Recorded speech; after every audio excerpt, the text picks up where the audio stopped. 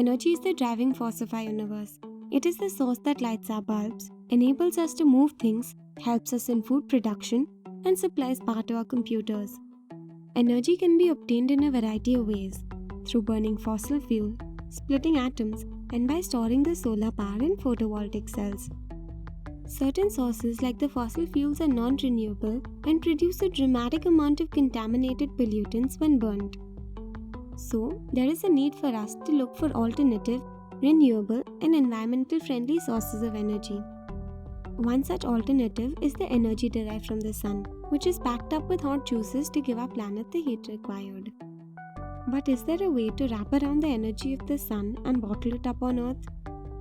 The sun transforms splitting of atoms into energy with so much of ease that even the finest of minds struggle with. Scientists have been working on ways to harness the star power. The Earth receives an approximate of 174,000 terawatts of energy, out of which we manage to harness only 15 terawatts, mostly by burning the solar energy which is stored in fossil fuels. The sun shines due to a fusion reaction between hydrogen and helium molecules in its core. The temperature at its core is roughly 15 million degrees Celsius, and this core thereon smashes the molecules of hydrogen and helium. This process of fusion is an exothermic reaction, which means that with the production of every new helium atom, photons in the form of radiation are also produced, and these photons are released into the outer space. If we could manage to use this energy from the sun, then supply of energy for a lifetime would be the reward. With advanced technologies, we can stimulate the conditions at the core of the sun by building up a fusion reactor, having temperatures and pressures high enough for atoms of hydrogen to merge in helium. Scientists have come up with two types of reactors, the magnetic confinement fusion and the inertial confinement fusion. The first would be a reactor which uses magnetic fields to confine the fusion fuel in the form of plasma. This kind of confinement is necessary as no materials on our planet can withstand such high temperatures. The ITER reactor in France is an example of magnetic confinement.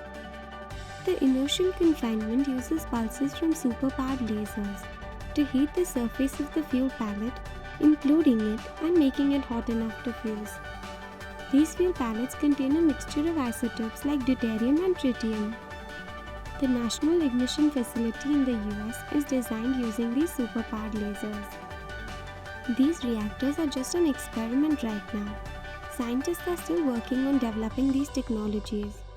Although fusion can be achieved now itself, but the cost of producing the energy would be more than what they are capable of producing in the future. In this process of fusion, the fusion reactors would be using hydrogen and helium as fuel, and the seawater is loaded with it. But the problem is, not any ordinary hydrogen would work. Specific isotopes with extra neutrons, deuterium and tritium, would be needed. Deuterium is found in abundance in seawater, whereas tritium is only about 20 kgs in the world and is very expensive. So we have a substitute of tritium, an isotope of helium-3, which is also sadly rare. To have this, we might have to invade the moon, as the lunar dust may have deposits of helium-3 obtained from the radiations of the solar wind. The fusion reactor is a much safer option than other fuel-burning techniques, because if the experiment fails, the plasma would expand and cool, and the reaction would stop. So if it seems to be accomplishable, then what is it that is holding us back? It's the cost, as we don't know if the fusion production would ever be commercially viable. It is a risk of billions of dollars, and people prefer investing in other more proven sources of clean energy. This is a gamble where we might lose, but if we win, our future would be glorious.